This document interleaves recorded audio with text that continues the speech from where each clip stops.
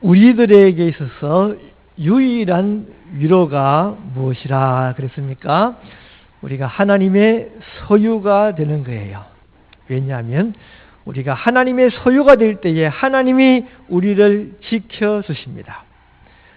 우리들의 머리털도 하나님의 것이니 이 머리털 하나도 하나님이 허락하시지 않고는 땅에 떨어지지 아니하시고 하나님이 여러분의 머리털 숫자까지도 헤아리고 계십니다. 또한 우리가 하나님의 소유일 때에 우리들은 하늘나라 하나님이 주인인 우리 아버지의 나라 하나님의 나라에 우리가 들어갈 수 있습니다.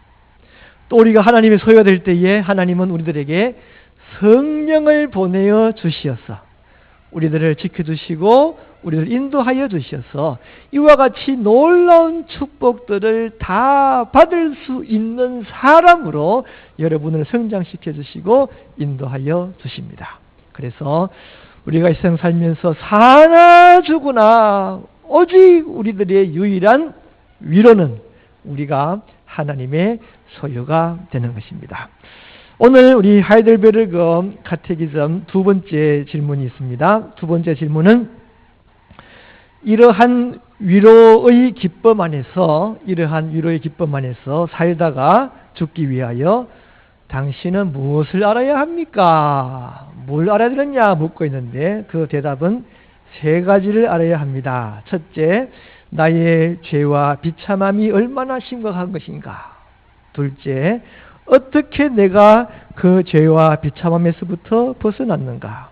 세 번째, 나는 구원해 주신 하나님께 어떻게 감사를 드릴 것인가. 이 세 가지를 알아야 한다 가르쳐주고 있습니다. 여러분, 우리들이 전도를 합니다. 교회 갑시다. 또 예수님을 믿으십시다. 그러죠. 그런데 사람들은 교회 가자 그래도 안 갈라 그럽니다. 예수 믿으세요 그래도 예수 믿는 것을 거부합니다. 왜 그럴까요? 그것은 자기 자신이 얼마나 문제가 많고 얼마나 비참한 존재인가를 모르고 있기 때문에 그런 거예요. 우리가 겉은 멀쩡하게 살지만 우리의 앞날이 얼마나 문제가 많고 얼마나 고통 속에 우리들이 살아갈지를 모르기 때문에 그래서 그분들이 교회에 안 나오려고 하는 것입니다. 성경에서는 지혜로운 사람을 이야기하는데 지혜로운 사람은 초상집에 가시는 사람들이 지혜로운 사람이고 결혼식에 가는 사람은 어리석은 사람이라 그랬습니다. 전도서 7장 2절을 보면 초상집에 가는 것이 잔치집에 가는 것보다 나으니 모든 사람의 끝이 이와 같이 됨이라. 전도서 7장 4절에서 말씀합니다. 지혜자의 마음은 초상집에 있으되 우매한 자의 마음은 혼인집에 있느니라. 왜 그렇습니까? 혼인집에 가면 잘 먹고 잘 놀지요. 신나게 놀지요. 그러나 초상집에 가면 어떻습니까? 자기의 앞날을 알게 되는 거예요. 나도 저렇게 죽을 수밖에 없는 사람이구나. 나의 앞날을 알고 그 앞날을 준비할 수 있는 지혜가 초상집에서부터 생기기 때문에 그렇습니다. 잔치집에 있는 사람들은 자기가 앞으로 어떻게 될 줄도 모르고 그냥 먹고 놀고 하다가 앞날을 준비하지 못하기 때문에 그런 분들은 어리석은 사람이라 말씀하고 있는 것이에요. 우리가 큰 병에 걸렸다고 생각합시다. 지혜로운 사람은 어떤 사람입니까? 병원에 가서 나에게 무슨 문제가 있는가를 알고 약을 먹든지 수술하든지 그 병을 고치는 사람이 지혜로운 사람이죠. 그런데 병원에 가지 않습니다. 왜 그렇습니까? 자기에게 지금 얼마나 심각한 질병이 있는지를 모르니까 병원을 찾지 않고 그런 분들은 어리석은 사람이다라는 사실이에요. 영적으로 우리들은 다 병든 분들입니다. 우리가 겉으로는 멀쩡할지 모르지만 속으로는 병들었어요. 왜? 죄의 병이 있습니다.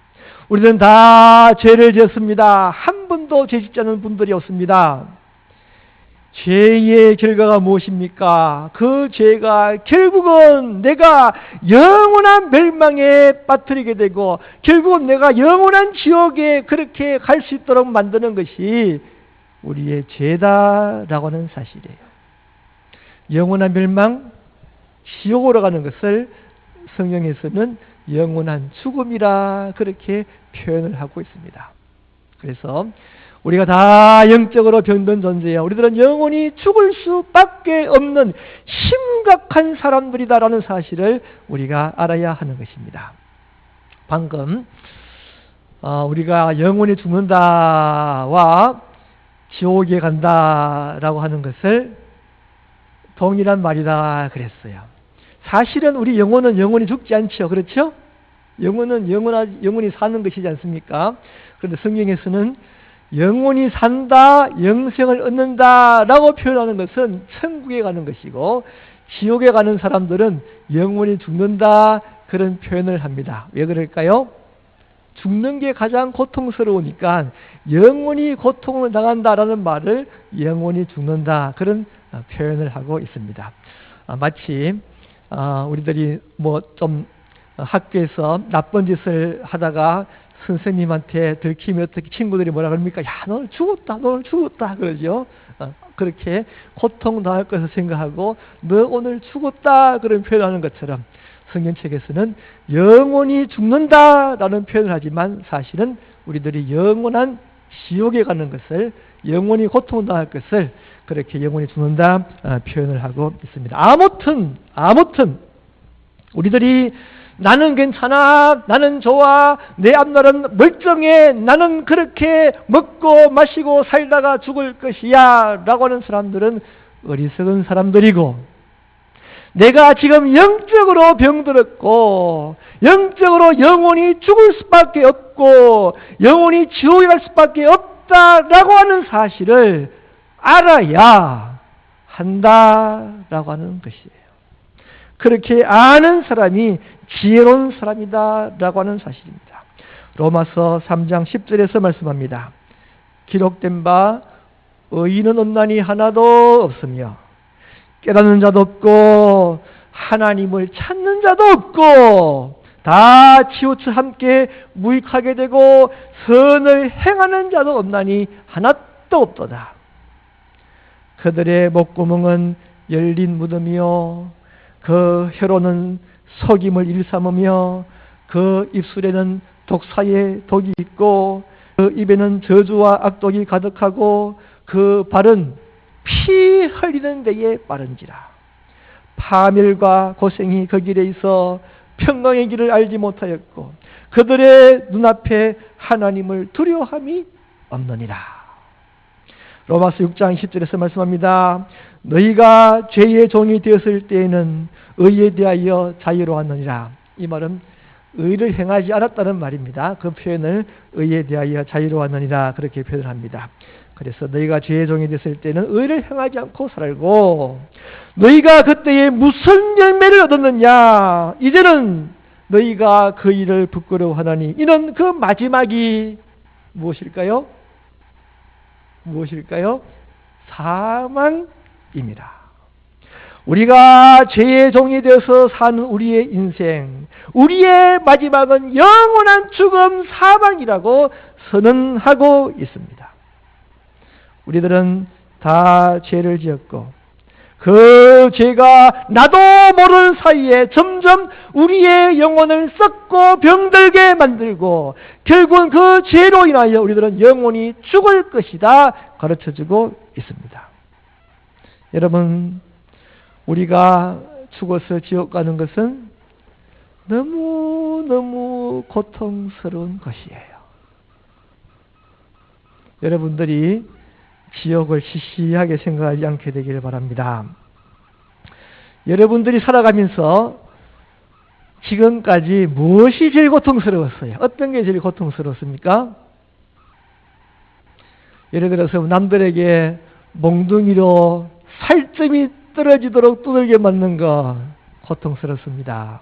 그런데요, 지옥은 영원히 자나 일어나나 뭘 하나 또 맞고 또 맞고 영원히 쇠로 된 채찍으로 두들겨 맞는 고통보다 더 큰 고통을 당하는 것이 지옥입니다. 아마 불에 데이면 또 따갑고 불에 타면 살점이 불에 타면 굉장히 고통스럽겠죠. 지옥은 어떤 곳입니까? 영원히 불타는 곳에 불사름을 당하는 것이 지옥이다 가르쳐주고 있습니다. 어떤 사람이 죽어서 지옥에 갔다고 하죠. 천사가 지옥을 쭉 보여줍니다. 어떤 방에 가니까 막 불이 타는데 그 불타는 곳에 사람들이 들어가서 불이 타고 있습니다. 어떤 방에 들어가니까 완전히 영하 수십 도가 되는 그런 추운 얼음 곳에 옷도 입지 못하고 벌거벗고 그곳에서 추위에 떨고 있습니다. 어떤 곳에 가니까 막 채찍으로 사람들을 두들겨 패고 있습니다. 어떤 곳에 가니까 똥통이 가득 찼는데 그곳에서 목을 싹 내밀고 있더래요. 그래서 천사가 그 사람 보고 너 어디 갈래? 그러니까 아무리 생각해도 그래도 똥통 속에서 고개 내미는 것은 할만해서 제가 저기 가겠습니다 그랬대요. 그래서 거기에 들어가니까 들어가자마자 거기 간수가는 말이 휴식 끝 잠수 그랬대요. 천년에 10분간 휴식 취하는데 그때 그거 보고 들어갔는데 이제 휴식 끝. 여러분, 지옥은 그렇게 고통스러운 것입니다. 우리가 무엇을 알아야 됩니까? 우리는 다 죄를 지었고 우리는 그렇게 지옥에 갈 수밖에 없는 비참한 존재들이다. 이 사실을 알아야 합니다. 이제 우리가 이렇게 비참한 존재임을 알게 되었으니 지혜로운 사람은 어떻게 됩니까? 지혜로운 사람은 그 문제를 해결할 방법을 찾는 사람이 지혜로운 사람입니다. 영원히 죽게 되었으니 이제 지혜로운 사람은 내가 영원히 죽지 않고 지옥에 가지 않을 수 있는 방법을 찾는 사람들이 지혜로운 사람들입니다.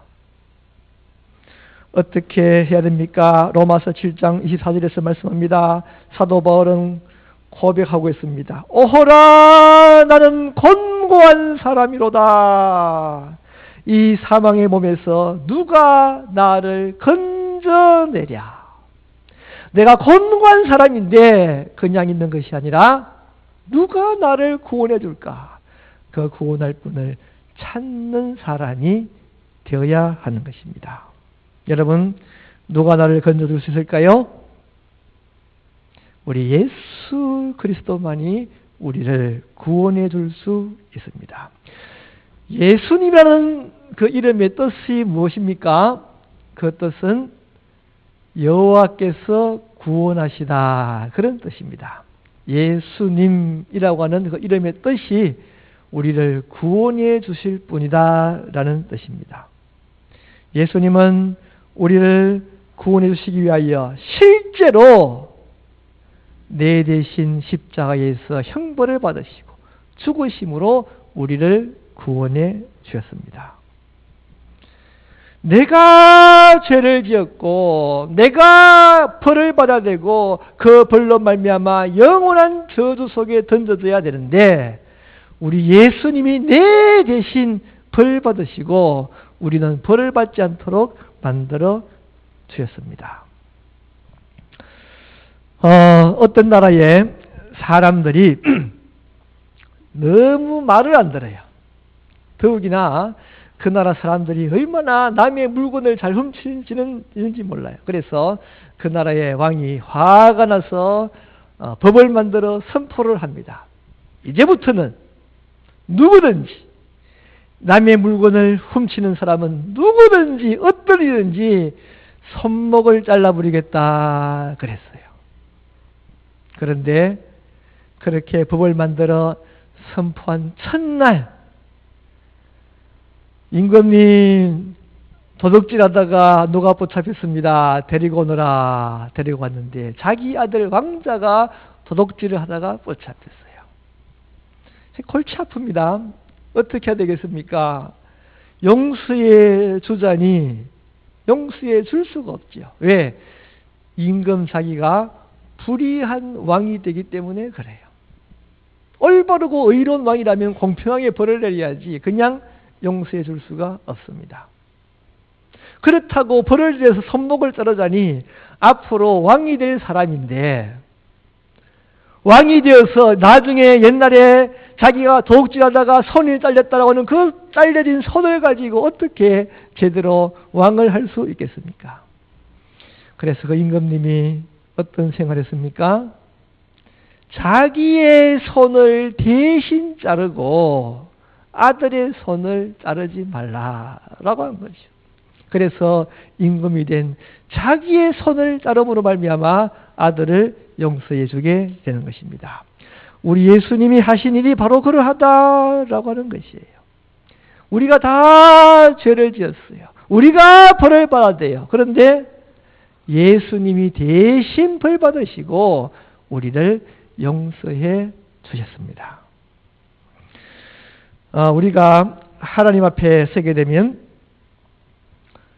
우리들이 잘못한 모든 것들을 기록한 책이 있다 그럽니다.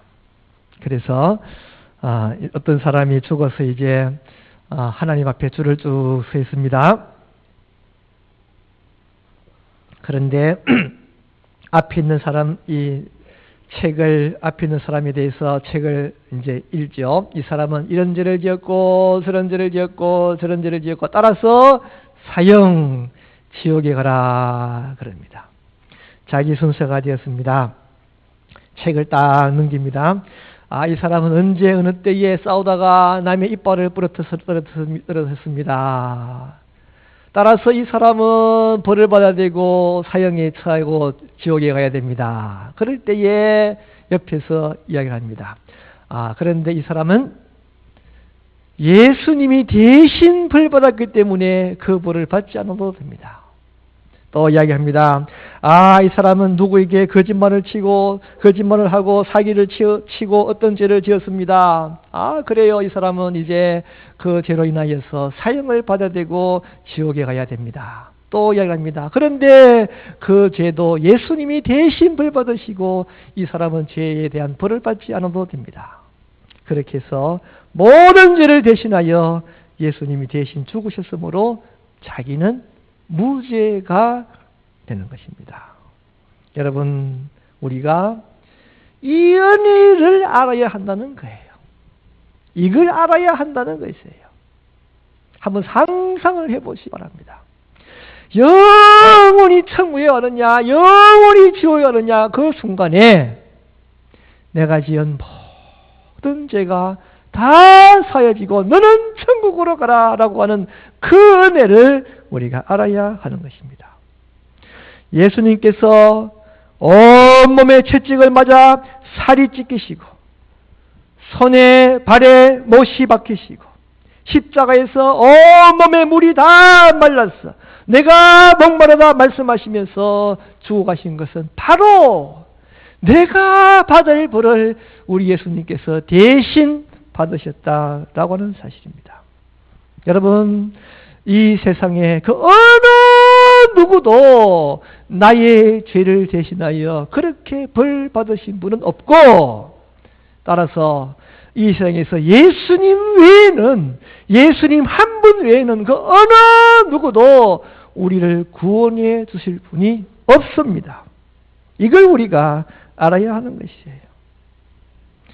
이사야서 53장에서 말씀합니다. 53장 5절을 보면 그가 찔림은, 예수님이죠. 그가 찔림은 우리의 허물 때문이요 그가 상함은 우리의 죄악 때문이라. 그가 징계를 받음으로 우리는 평화를 누리고 그가 채찍에 맞음으로 우리는 나음을 받았도다. 우리는 다 양 같아서 그를 행하여 각기 제 길로 갔거늘 여호와께서는 우리 모두의 죄악을 그에게 담당시키셨도다. 갈라디아서 1장 4절에서 말씀합니다. 그리스도께서 하나님 곧 우리 아버지의 뜻을 따라 이 악한 세대에서 우리를 건지시려고 우리 죄를 대속하기 위하여 자기 몸을 주셨으니, 자기 몸을 주셨으니, 우리 예수님 그분이 자기 몸을 주심으로 말미암아 우리가 구원을 받았습니다. 이 세상 그 어느 곳에서도 어떤 분도 우리의 죄를 용서해 줄 수 있는 사람이 없습니다. 어떤 분도 내 죄 대신 죽으신 분이 없습니다. 예수님의 은혜로, 예수님의 십자가로 구원받을 수 있다는 사실을 아시는 분들이 다 되시기를 축원합니다. 이제 따라서 그렇게 구원을 받은 우리들이 어떻게 됩니까? 어떻게 될까요? 감사해야죠. 당연히 감사해야 됩니다.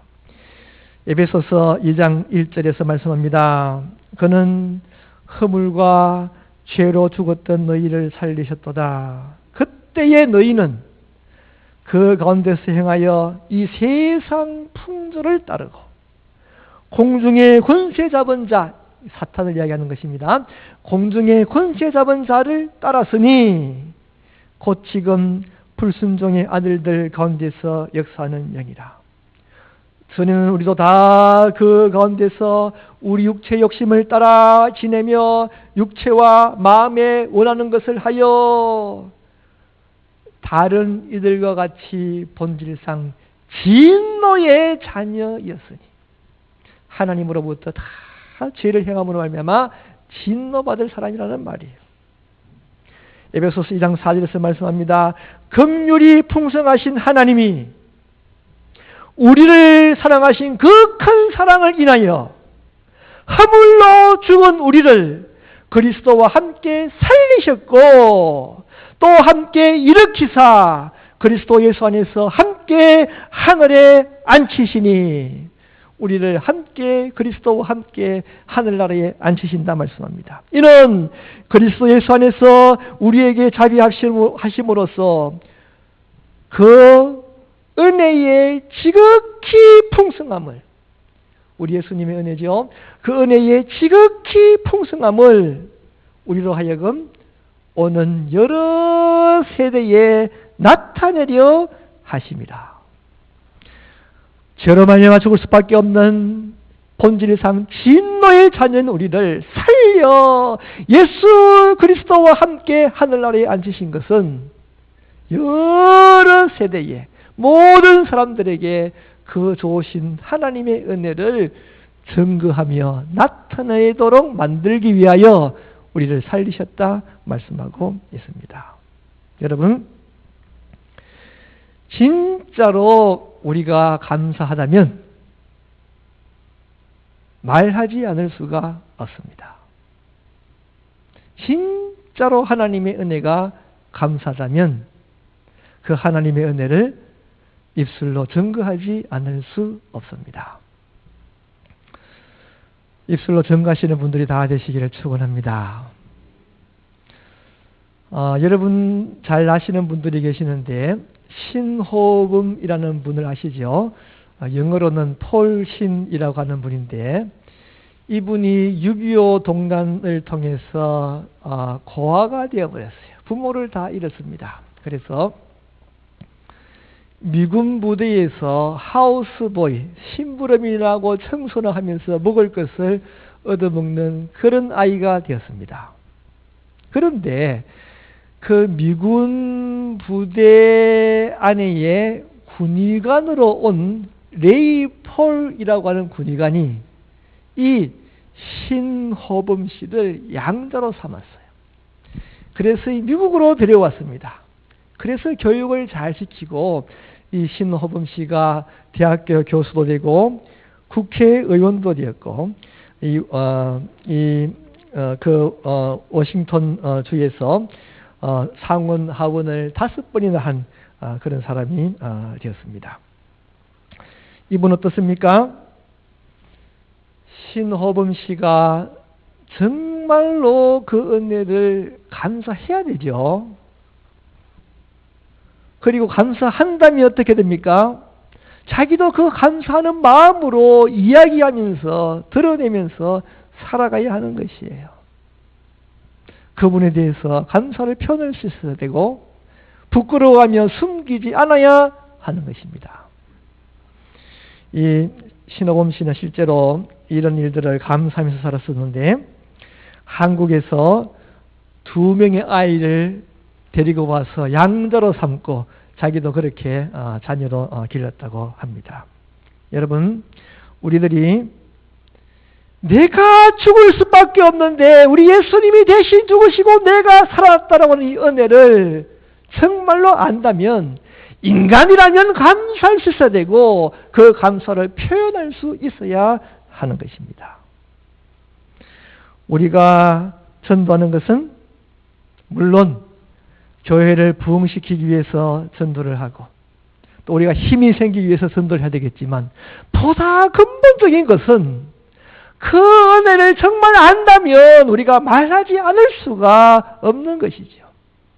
그 하나님의 은혜를 안다면 우리가 전도하지 않을 수가 없는 것이죠. 더욱이나 그 예수님이 나를 위하여 대신 십자가에 죽으셨던 그 예수님이 나에게 너희들은 세상 땅끝까지 정인이 되어라. 이 일을 이야기하는 사람이 되어라고 말씀하시고 마지막 말씀 우리들에게 말씀하셨다는 사실을 우리들에게 지시하셨다는 사실을 우리가 안다면 우리들은 땅끝까지 이 복음을 증거하며 전도할 수밖에 없는 것입니다. 베드로전서 2장 9절 오늘의 본문 말씀입니다. 그러나 너희는 택하신 족속이요 왕같은 제사장들이요 거룩한 나라요 그의 소유가 된 백성이니 이는 너희를 어두운 데서 불러내어 그의 기이한 빛에 들어가게 하신 이에 아름다운 덕을 선포하게 하려 함이라. 너희가 전에는 백성이 아니더니 이제는 하나님의 백성이요 전에는 긍휼을 얻지 못했더니 이제는 긍휼을 얻은 자니라. 이 놀라운 은혜를 이 놀라운 아름다운 덕을 우리들이 선포하며 이야기하며 살아가야 하는 것입니다. 이제 우리가 예수님의 은혜를 알고 예수님께 감사하시면서 이 놀라운 일들을 이야기하시는 분들, 증거하시는 분들이 다 되시기를 축원합니다. 또 우리들이 예수님의 은혜를 안다면 우리들은 찬송을 부르고 찬양을 하지 않을 수가 없습니다. 에베소서 1장 4절에서 말씀합니다. 곧 창세전에 그리스도 안에서 우리를 택하사 우리로 사랑 안에서 그 앞에 거룩하고 의미 없게 하시려고 그 기쁘신 뜻대로 우리를 예정하사 예수 그리스도로 말미암아 자기의 아들들이 되게 하셨으니 이는 그가 사랑하시는 자에게 저 안에서 우리에게 거저 주시는 바 그의 은혜의 영광을 찬송하게 하려는 것이라. 우리에게 베풀어 주신 그 놀라운 은혜를 안다면 그 은혜를 찬송할 수밖에 없고 그 은혜를 기쁨으로 찬양할 수밖에 없다라고 하는 사실입니다. 또 우리를 대신하여 죽으신 예수님의 은혜를 안다면 우리들은 예수님이 우리들에게 명령하신 그 명령을 지켜 행할 수밖에 없습니다. 요한일서 5장 2절에서 말씀합니다. 우리가 하나님을 사랑하고 그의 계명들을 지킬 때에 이로써 우리가 하나님의 자녀를 사랑하는 줄을 아느니라. 하나님을 사랑하는 것은 이것이니 우리가 그의 계명들을 지키는 것이라. 그의 계명들은 무거운 것이 아니로다. 여러분, 하나님의 은혜를 알게 될 때에 하나님이 나에게 하라라고 하는 것을 우리가 지킬 수밖에 없는 것이에요. 우리가 너무너무 미운 사람이 있습니다. 정말 미워요. 너무 미워요. 그렇지만 어떻습니까? 예수님이 나 같은 죄인을 위하여 십자가에 죽기까지 하심으로 나를 사랑했는데, 그렇게 엄청난 사랑을 받는 그 사랑을 알게 될 때에 그건 뭐 아무것도 아닌 거지. 그것 나에게 그 사람이 잘못한 것 용서해 줄 수 있는 것이죠. 더욱이나 예수님께서 나도 너를 사랑했으니 너도 다른 사람들을 사랑해라고 우리들에게 부탁하셨으니, 그 명령을 기억하면서 나도 다른 사람들을 용서하며 다른 사람들을 사랑할 수밖에 없는 것입니다. 오늘 우리 수고하신 분들 작지만 시상을 했는데, 여러분들이 교회에서 봉사도 많이 하시고 수고도 많이 하셨습니다. 그런데 그 봉사하고 수고하는 그것이 봐라 내가 이만큼 잘하지 않느냐 나를 드러내기 위함이 아니에요. 누가 나를 얼마나 칭찬해 줄까 좀 칭찬받고 싶어서 하는 게 아니에요. 왜 우리가 봉사를 합니까? 예수님이 나에게 하신 그 큰 은혜를 생각할 때에 내가 뭐라도 예수를 위해서는 할 수밖에 없는 거예요. 우리 예수님께서는 나를 위하여 십자가에 죽기까지 했는데, 나를 위하여 죽기까지 한 그 은혜를 생각한다면, 아유, 나는 설거지라도 해야지. 설거지를 할 수밖에 없고, 예수님께서 나를 위하여 십자가에 죽기까지 그 큰 은혜를 생각한다면, 아이고, 내가 교회에 뭐가 문제가 생겼네. 내 손으로 수리를 한번 해야지. 내 손으로 한번 고쳐봐야지.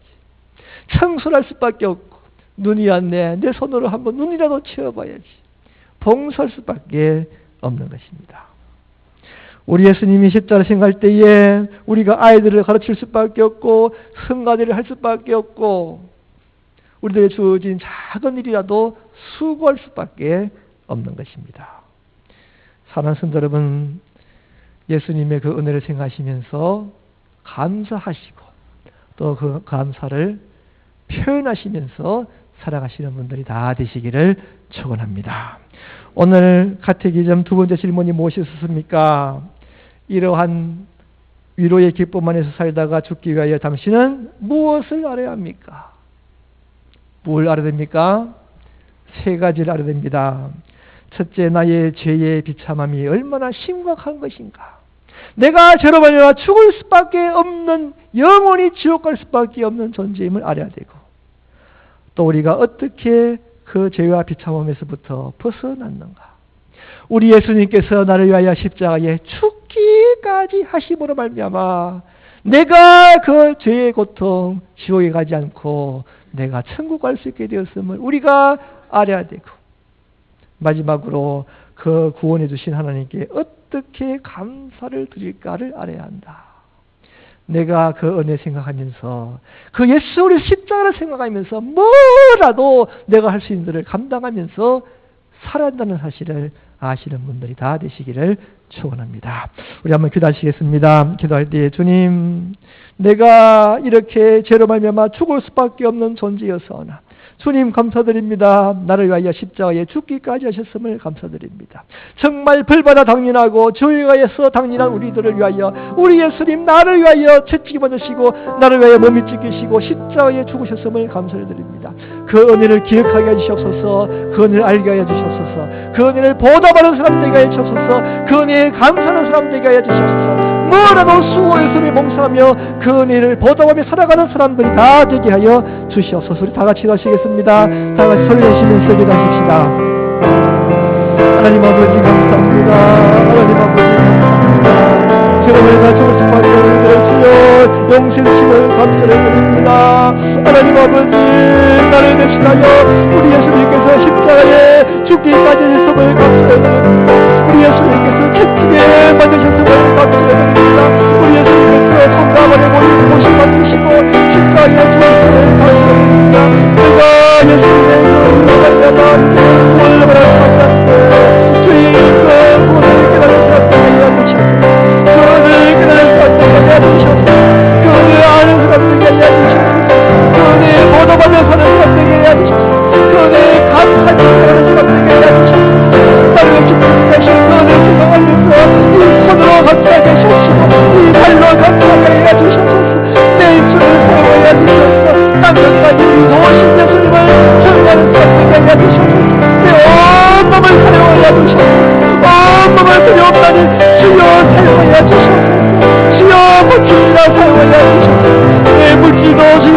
기도합니다. 이곳을 사랑하여 주시옵소서. 이곳을 통하여서 하나님의 보호하시오니 땅끝까지 선가하시는 저들의 되게 하여 주시옵소서. 주님 내 모든 것을 나를 위해 십자가에 죽으시고 그 죽음의 은혜를 생활하기 위해서 살아가는 사람들이 다 되게 하여 주시옵소서. 주여 구원하시옵소서. 주여 구원하시옵소서.